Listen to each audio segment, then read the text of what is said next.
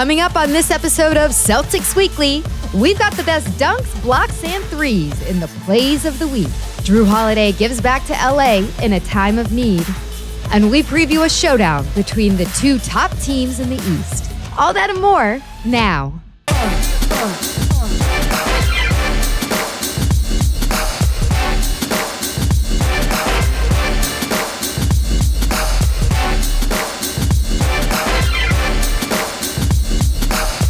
Welcome into Celtics Weekly, the only show on the web where you get caught up with the defending champs, the Boston Celtics.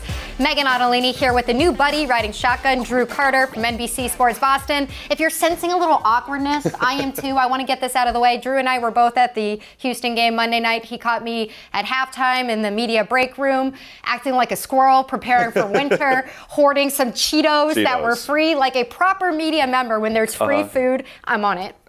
For the record, Meg, you're putting yourself on blast here. I did not. Should we address the cheetah in the room? It's not really an elephant in the room. It's more of a Chester the cheetah in the room with your Cheetos theft from the media room. And I just want to ask, are you feeling fueled and ready to go based on your breakfast of choice from this morning? Why don't you tell the folks what you had for breakfast this morning? I don't think we need to get into that. And I don't think I should disclose any more about my diet because you're just like your partner, Scal. And you guys are like Mr. Nutritious. I think we got to move on to Weekly Rewind because the Celtics had another very busy week, starting with the road trip where they went 3-1 once again. And they got their start against the Clippers. This was a tight win for the Celtics. Went to overtime. Tatum, Jaylen Brown, Derek White all had 20 or more points. But Jaden Springer was the real hero in overtime, coming in the clutch. This was the Jaden Springer game, Megan. I mean, you saw the game-tying layup from Derek Jones. And at that point, it felt like the Celtics, how were they going to respond in overtime after it felt like they should have won the game in regulation? Well, all they do is come out and score, 7 points in a row, take that 112 to 105 lead. Clippers come back because they're so pesky, and I thought Joe Mazzulla did a nice job laying it out at the end. This game shouldn't have been easy. It's still the NBA. Sometimes you need Jaden Springer to come in and play hero off the bench and talk a little to his former Philadelphia 76ers teammate James Harden. This is my favorite shot of the game right here. You got the whole bench, including JVG, our old friend, trying to throw him off. He sticks it. It is the Jaden Springer. It was a really fun close. Then we had to go to the second night of a back-to-back against the Lakers, that other pesky team out in LA. Hey, Kristaps Porzingis had 22 points on the night, but these were some tired legs, I think. Yeah, I like focusing on the positive there with KP having a good game, but you're right. I mean, second night of a back-to-back, you go to overtime the night before, you're playing your arch rival the next day.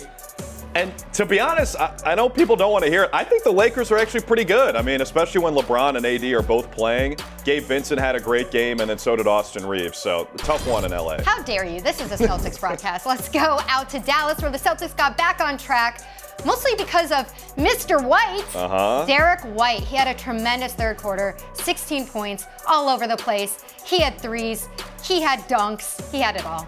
Breaking out of a little slump with a pocket full of threes. That's what we love to see. That was my biggest takeaway from this whole game, Meg. I know it was a full team effort, beating this team by 15, but it's all about Derek White in the third quarter to me because we know, and he would admit it, he has not been shooting the ball really for the last month.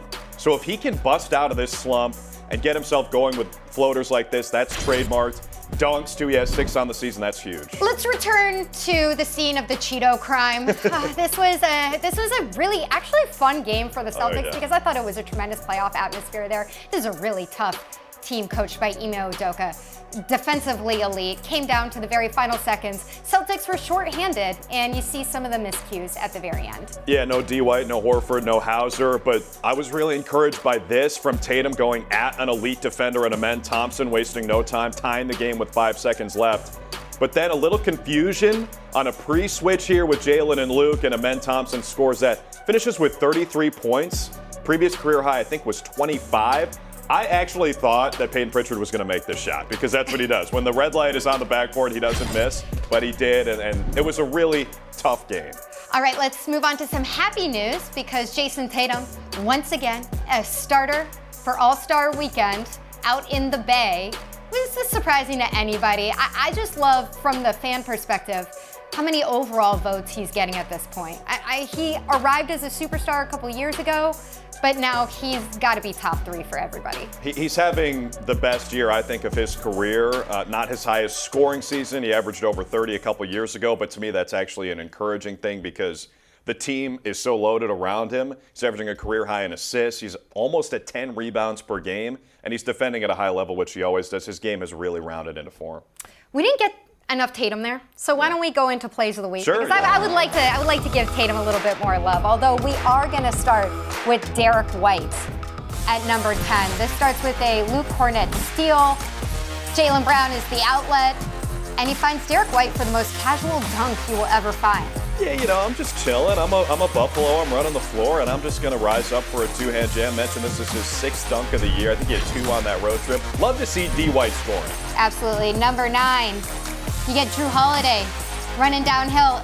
No, he's not going to shoot. There's Jason Tatum. Nice little fake by him. And that was a great sign because he didn't score in the first half of this game, Jason Tatum. First time in over 3 years he didn't score in the first half. When he made this, I knew he was going to wake up, and he had 15 points in the third quarter. Number 8, do you want to see a play where Jrue Holiday actually scores? I do. Because here he is on his own, getting behind the arc. I just love his awareness on the court, that he's able to hit that step back there. He's such a vet.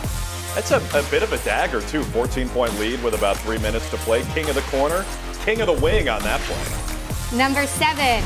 Well, Jason Tatum here showing why he's an all-star, splitting that Clippers defense, ending like a bad slamma-jamma. He has seen so much attention from opposing defenses, especially on the pick and roll lately. When he just puts his head down and says, enough of this, I'm scoring, I love that. Number 6, Clippers ball gets slapped away. Jaylen Brown there on the other end, goes lefty. Now watch this in slow-mo, because this is more than just a lefty layup. It goes behind the back. That's an and one move, I believe. His ability to make moves like a between the legs and behind the back at full speed is second to none. Number 5, we got Derek White being a facilitator. Little alley-oop to Kristaps Porzingis. The good thing about being 7'3" with super long arms is you basically don't even have to jump that much, so there's a big catch radius there to borrow a term from football. Number 4, this is just nice teamwork here because Derek White, he gets trapped in the paint by the Clippers. Ball turns over, which is unfortunate, but look at this hustle play from Jason Tatum coming up with the block. That is pretty. I mean, I love that JT's got a top 4 play on our countdown, and it's defense, and is one of the best offensive players in the league. He does it all for the C's. We have a rule for our number 3 play coming up, okay? If Luke Cornett has a dunk, we are going to feature Luke Cornett's dunk. And here he is, postering Amen Thompson, who had an incredible game, but look at Luke. Say your prayers, young fella. All over him. I don't understand how the dunk score is calculated. This got a 57, I think. We're going to give it $1 million on our own dunk score. Number 2, we just talked about this in Weekly Rewind. Tatum finding Jaden Springer out in the corner. Just an awesome moment for him in that clutch. And the best part of this play is, like we talked about, the whole bench reacting. Everyone's trying to throw him off, including JVG, who coordinates their defense. Jaden Springer had a great LA trip. Did you see Harden on that? James Harden was not loving it. Number 1, Kristaps Porzingis, he does it himself. Follows his own shot with a dunk. And then look what he does after this. This is a little extracurriculars after the dunk here. Yeah, have some. Dylan Brooks, who looked like he was winding up to throw the ball at him. He should have been teed up. KP got the technical, but if you're going to get teed up, get your money's worth, baby. Are you not entertained? Those are the plays of the week from your Boston Celtics. Time now for Tailor-Made Stats. We're over at the big board with Celtics.com reporter Taylor Snow. And Taylor, you've teed up some numbers for us, so what have you got today? So I'm usually pulling in individual stats from this segment, but there was a great team stat from the Dallas win Saturday night. All 5 starters scored between 17 and 24 points, led by Jason Tatum. 104 points combined for those 5. First time in a year that all 5 starters scored over 15 points. Last time was last January against Indy. The other thing, Taylor, all 5 of these guys had 3 rebounds and 3 assists, which I think we're going to have you fact check this. I think that's the first time in Celtics history that's ever happened. Yeah, I mean, one of the most well-rounded games of the season, for sure. Last season, they had 4 games like that where all of them scored at least 15 points. Hopefully, they can kind of change the trend, have it all second half of this season. All right, dive in. Do you have any individual stats for us? So I mentioned JT leading the charge in that game. Also in that game, he scored his 13,000th career point. He's the 11th Celtic to reach that mark. He's been climbing up the list rapidly. Actually, he's within 200 points of both JoJo White and Dave Cowan, so he'll be in 9th place before he turns 27. And not many players in NBA history have reached 13,000 before turning 27. Only 6 others. This list is pretty incredible. It's good company here, baby. We've got LeBron, KD, Carmelo, Kobe, T-Mac, Wilt, all before 27. He's joining crazy lists all the time. What's so notable about this stat to me is you have guys who were before the one and done era. So guys who came out even earlier than Jason Tatum did. I think that really speaks to Tatum's availability, which we don't get to talk about a lot because we just take it for granted. The guy's out there all the time playing so many minutes, and that leads to stats like that. Yep. And also that's why I like doing total points as opposed to points per game. I mean, if you look at some guys who have won MVP maybe in the last couple of years who don't play a lot in the regular season, who are maybe big and play in another big Northeastern city, they get a lot of points per game, but they don't have a lot of total points because they don't ever play. Jason Tatum's availability is a huge ability. I will say this though, Megan, one of these guys was one and done. My bad. You know where this guy went to college, Taylor? That's Mello? right. Syracuse. Thank you. Yes. National champs, baby. I was 2003. actually pointing at Kobe. So Okay. cover myself. Another guy who's been scoring points lately, Jaden Springer. He had his best week as a Celtic last week. Those 2 games in LA, he scored a total of 18 points. Prior to that point, in 43 games, so half a season, he had scored a total of 20 points. So he basically doubled his scoring output in 2 games. He loves LA, dude. Yep. He loves LA. Yep. I mean, we don't love LA as Celtics fans, but Jaden Springer loves playing in LA. Sometimes you need some Springer in winter. The reason why he was in those games was mainly because of his defense too. He had 4 steals in the second half of that LA Clippers game. And last time somebody had 4 steals in the second half for the Celtics was Jaylen Brown 4 years ago. Last time off the bench was Terry Rozier, opening night 2017. A lot happened that game. That was Jason Tatum's rookie debut, back when he had 0 points. Do you Now he's see got him 13. flexing? Is he allowed That's to have off that the many dome. stats? I thought That's you were, off the dome. You're limited There's no to 3. prompter. What's going on Tried to there? cram in as much as I could. All right, Taylor, Yeah. thank you so much. We got to hit a break. We'll see you on the other side.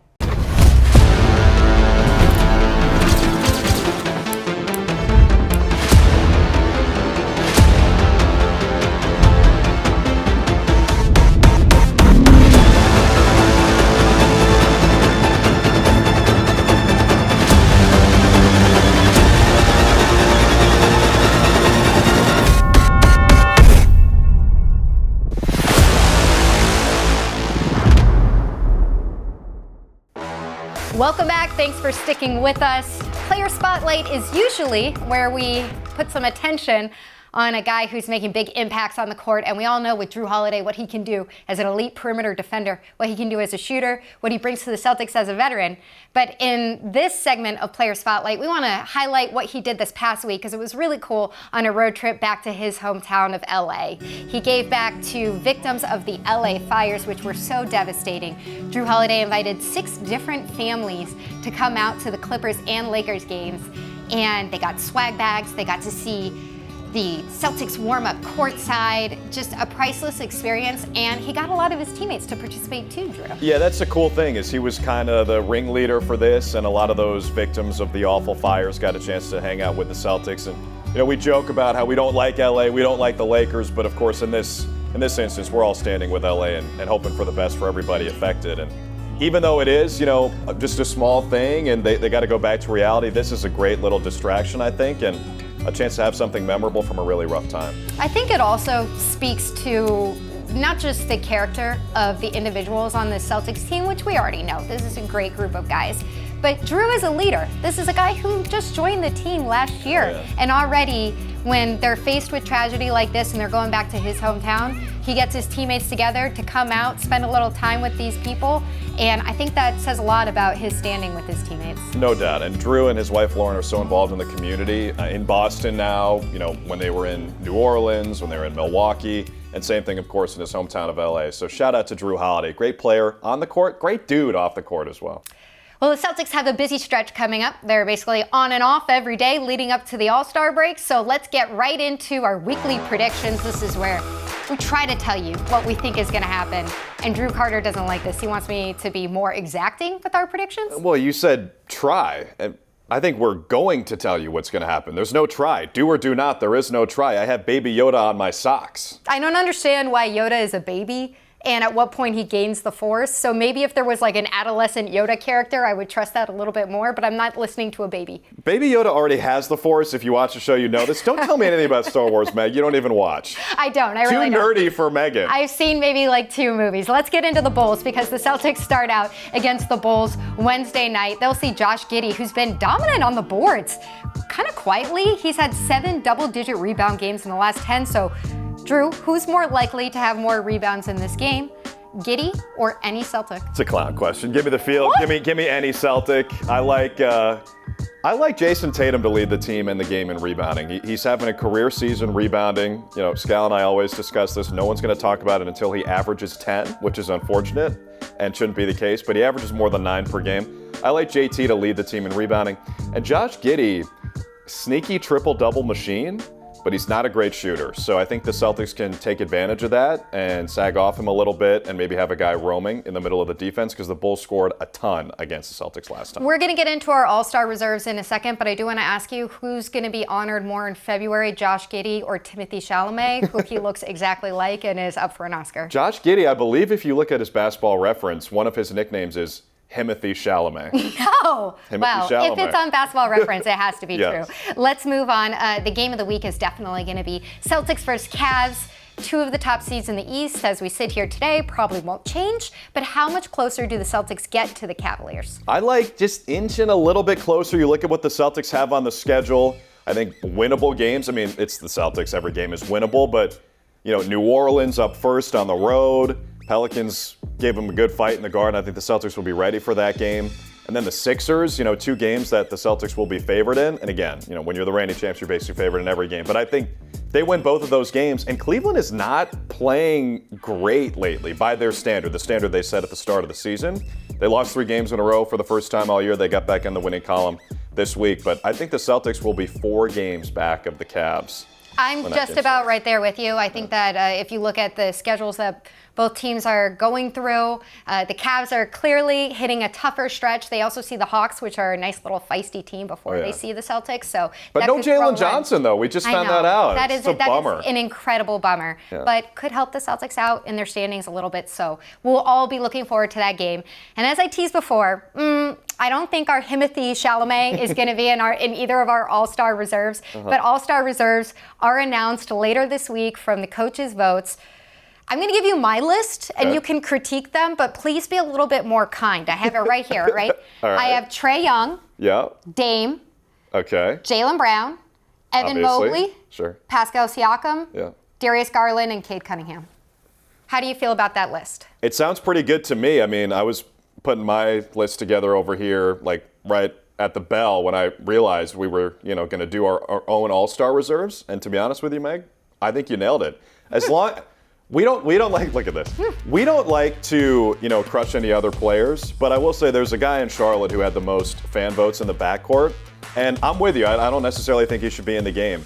There he is right there. Even though he plays like it's an all-star game every night, I think guys like Cade Cunningham, obviously, who could have been a starter over Jalen Brunson potentially, but you need to reward winning, and putting Mobley and Garland on the team makes a lot of sense to me. I think having a pacer, Halliburton has kind of had a down year, again, by his standards. Siakam, I think, is the right choice there. I think that's a pretty good list. It feels a little bit weird to say Dame should be starting after they just lost to Portland. Right. In his return game, his second return game. I think he's 0-2 in Portland since he left. But I would say he should still be on there. So I agree with that list. All right, Jrue Carter, we don't agree on everything, but I think we'll bring you back next week. Thanks for hanging out, buddy. Nice. This has been Celtics Weekly. We'll be with you again next Wednesday. And by the way, please comment. Anything that you want to see in our social snapshots, anything you want to see in our tailor-made stats, you're part of the show too.